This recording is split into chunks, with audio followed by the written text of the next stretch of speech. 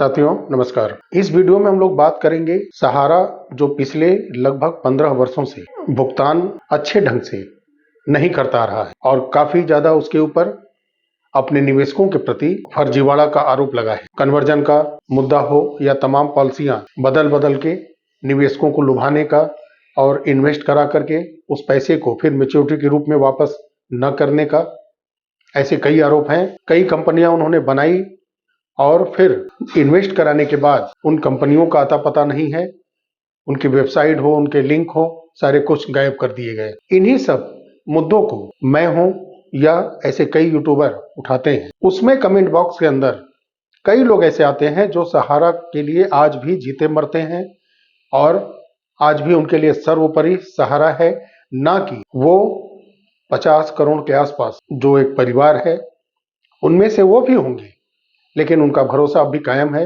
रहे, बिल्कुल रहे, लेकिन किसी के ऊपर जैसे आप लोग बोलते आ रहे हैं ना कि भरोसा विश्वास उतना ही होना चाहिए जितना एक विश्वास के लायक हो। इतना विश्वास भी नहीं करना चाहिए कि वो अंधविश्वास में बदल जाए। वैसे ही इस समय सहारा के बहुत सारे लोग मौजूद हैं जो कार्य भी करते हैं और बिल्कुल एक सहारा के ऊपर अंधविश्वास जैसा भरोसा रखे हुए हैं और जो सहारा के 15 साल के अंदर किए गए कारनामों को उजागर करता है उस पर आकर के वो कमेंट करते हैं, फप्तियां कसते हैं और सिखाना चाहते हैं कि सहारा के विषय में हम जैसे लोग क्या जानते हैं। सहारा 1978 से चलती आ रही है। वो अपने निवेशकों को हमेशा संतुष्ट रखती थी, समय से मैच्योरिटी करती थी। तो ऐसा क्या हुआ कि सहारा आज इतने गर्त में जा चुकी है और चारों तरफ से पूरे भारत के अंदर फर्जीवाड़ा का आरोप निवेशक लगा रहे हैं, बहुत सारे कार्यकर्ता लगा रहे हैं।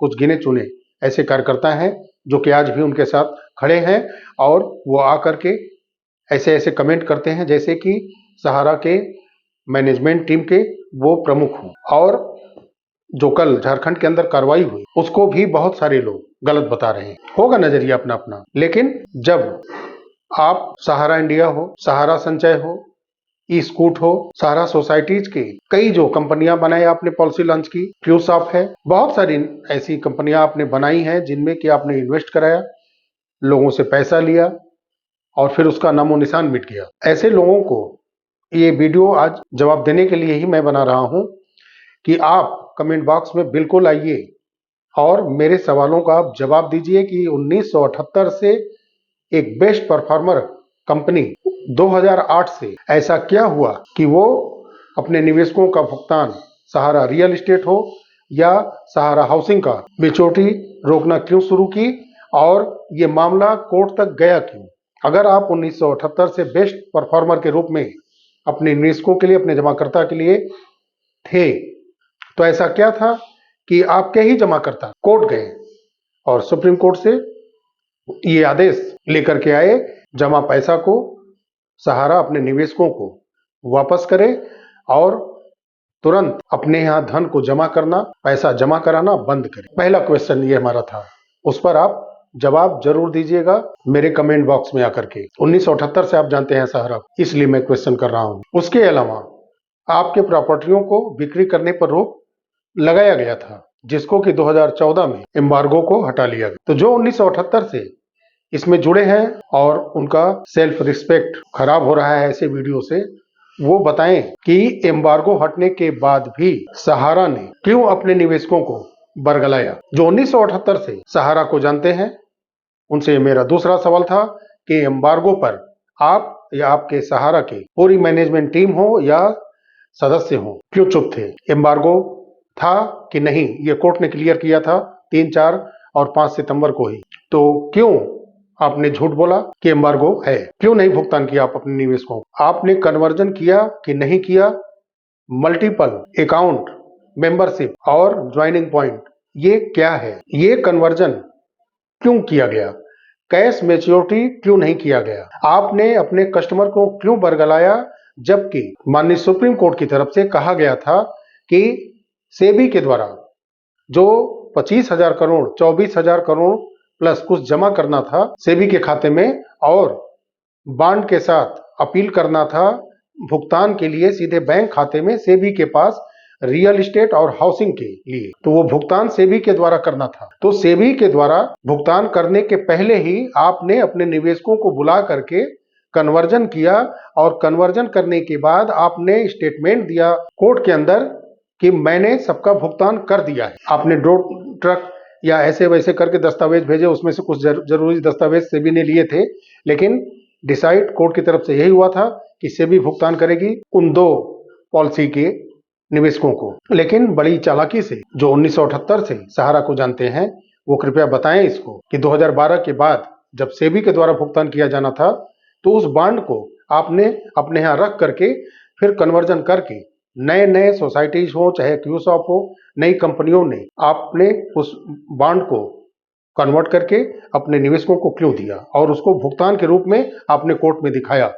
ये सही है कि नहीं सही है? उसके बाद इस पर आप अपनी राय दीजिएगा कि जो इस समय वर्तमान में सीआरसीएस पोर्टल के माध्यम से 4 सोसाइटियों का भुगतान हो रहा है, क्यूसॉप के पॉलिसी में जो निवेशक अपना पैसा जमा किए हैं, सहारा संचय है, स्कूट है, ऐसे सहारा के बहुत सारी कंपनियां हैं जो फ्रेंचाइजी ऑफिस उन्होंने खोले और पैसा वहां से इन्वेस्ट कराया। तो आप कृपया ये बताइएगा कमेंट बॉक्स में आकर के, या अगर आप वीडियो चैनल के माध्यम से बनाकर देना चाहते हैं तो आप अपने ही निवेशकों को जो 1978 से सहारा को जानते हैं, ये सवाल मेरा मुख्य उनसे ही है क्योंकि उन्होंने बोला है कि मैं 1978 से सहारा को जानता हूं, तो वो इसका जवाब देंगे कि जो ये तमाम पॉलिसियां हैं जो कि रियल इस्टेट हाउसिंग के बाद इन्होंने इन सब का रजिस्ट्रेशन कराया और पैसा जमा किया, कन्वर्जन किया, ज्वाइनिंग पॉइंट दिए, इन सभी बॉन्डों का पेमेंट अपने निवेशकों को समय से आपने क्यों नहीं दिया? किस कोर्ट ने रोका है आपको? सोसाइटीज के जितने भी पैसे आपने जमा कराए हैं और तमाम कंपनियों के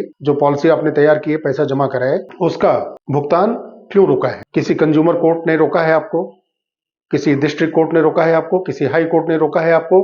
किसी सुप्रीम कोर्ट के, चाहे वो निचली बेंच हो या अपर बेंच हो, किसी ने रोका है आपको? सोसाइटीज के या तमाम ऐसे जो पॉलिसी आपने बॉन्ड थमाए हैं अपने निवेशकों को और उनका मैच्योरिटी का समय पूरा हो चुका है या आने वाले समय में 2025 में 26 में कितने लोगों का पूरा होगा, तो उनकी मैच्योरिटी क्यों रुकी है और आने वाले समय में कैसे मैच्योरिटी आप देंगे जबकि आपके ऊपर किसी प्रकार का रोक नहीं है? भुगतान करने से आपको किसी ने नहीं रोका है। अभी कुछ दिन पहले सहारा के द्वारा एक कार्यक्रम किया गया था सहारा श्री के लिए, उसमें काफी पैसे खर्च किए गए और वो पैसे जो 1978 से सहारा को जानते हैं उनका भी लगा होगा और उनके द्वारा बहुत सारे लोगों का पैसा लगाया भी गया होगा। लगभग 13 करोड़ सहारा के अगर निवेशक हैं, 12 लाख से ज्यादा कार्यकर्ता भी हैं, तो उनमें से लगभग सभी परिवार का कुछ न कुछ पैसा लगा ही है। लेकिन इतना बड़ा आप फंक्शन करते हैं, उसका वीडियो क्लिप जारी करते हैं, क्या आप वहां पर एक छोटा सा कार्यक्रम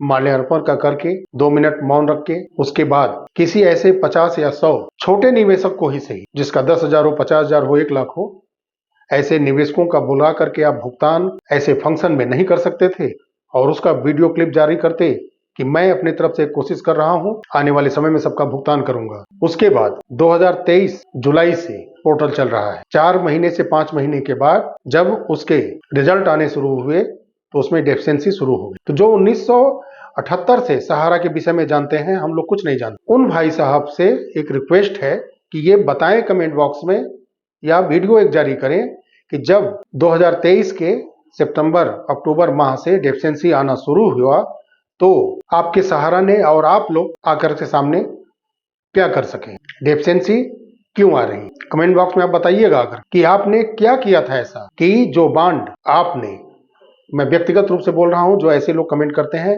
कि आप लोग ने जब ऐसे बॉन्ड अपने ऑफिस से जारी किया था तो उस बॉन्ड को जब सीआरसीएस पोर्टल पर अपलोड किया गया तो आप ही के द्वारा दिए गए बॉन्ड को सीआरसीएस ने क्यों रिजेक्ट किया, क्यों उसमें कमियां ला दी? जो 1978 से सहारा के विषय में जानते हैं वो इस 2025 में, जो कि 2023 सितंबर अक्टूबर से लगभग डेफिशिएंसियां अभी तक चली आ रही हैं, तो आप जैसे लोग इस डेफिशिएंसी के बारे में क्या उजागर करना चाहते हैं? बॉन्ड झूठा है कि सीआरसीएस पोर्टल झूठा है कि ये आपका पूरा का पूरा सहारा का सिस्टम ही फर्जीवाड़ा से भरा पड़ा है 2008 के बाद?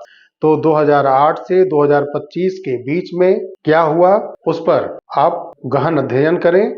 और सबसे लास्ट जो क्वेश्चन हमारा था डेफिशिएंसी के बारे में, बीच में क्या हुआ क्या नहीं हुआ उसको छोड़िए, जाने दीजिए, लेकिन उसका जवाब देना जरूरी है, ना कि मेरे बारे में जानना या मेरे जैसे जो तमाम ऐसे यूट्यूबर साथी वीडियो बना रहे हैं उनके बारे में जानने से अच्छा है कि आप अपने बारे में बताइए कि आप क्या थे उसमें, कि आज सहारा को आप आकर के रिप्रेजेंट कर रहे हैं। तो आप बताइए पहले कि ये डेफिशिएंसी किसकी कमी है।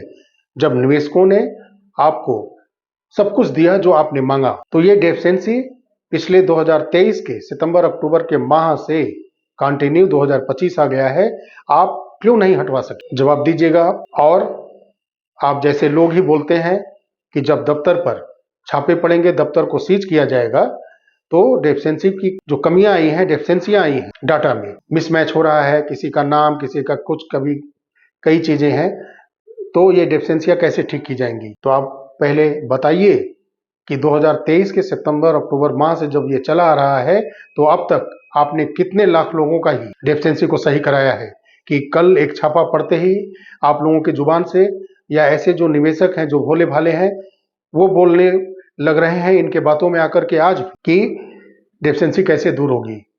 आप जो निवेशक हैं वो इस तथ्य को समझें कि 2023 के लास्ट में डेफिशिएंसी जब रिजल्ट में आना शुरू हुआ था, आज लगभग 14-15 महीने हो चुके हैं, तब से किसी भी 1 लाख लोगों के अपने ये निवेशकों का इन्होंने डेफिशिएंसी को दूर किया है? या इनकी अगर कमी नहीं थी तो क्या ये आकर के मीडिया के माध्यम से या खुद कोई ऐसा प्रेस रिलीज किया इन्होंने कि ये सरकार की मंशा है पैसा न देने की? नहीं।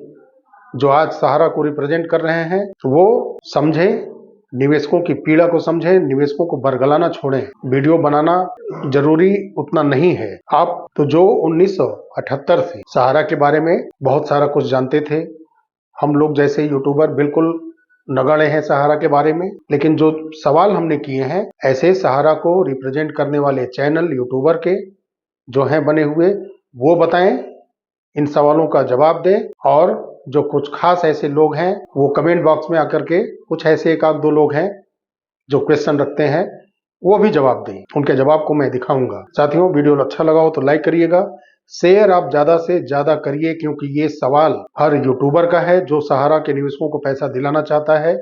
और ये सवाल हर निवेशक के मन में है जिन्होंने अपनी गाढ़ी कमाइयां जमा की हैं इस उम्मीद में कि उस पैसे से जो भी उन्होंने स्वप्न देखा है अपने फैमिली के लिए, उसको पूरा करने का उनका पूरा अधिकार है, और उसको उस सपने को चकनाचूर किया है ऐसे लोगों ने। और आज भी वो सहारा के और निवेशक के बीच में अभी भी उसी क्रूरता से मैं कहूंगा पेश आ रहे हैं निवेशकों के प्रति। आज भी वो सहारा के लिए एक दीवार बन के खड़े होने चाहते हैं। साथियों, वीडियो बहुत ही लंबा हो गया है, लेकिन मजबूरी थी, क्योंकि हम लोग को जो जानकारियां मिलती हैं वो निष्पक्ष निस्वार्थ आपके सामने रखते हैं, शेयर करते हैं, और मकसद एक ही है कि सहारा का सभी लोगों का भुगतान हो।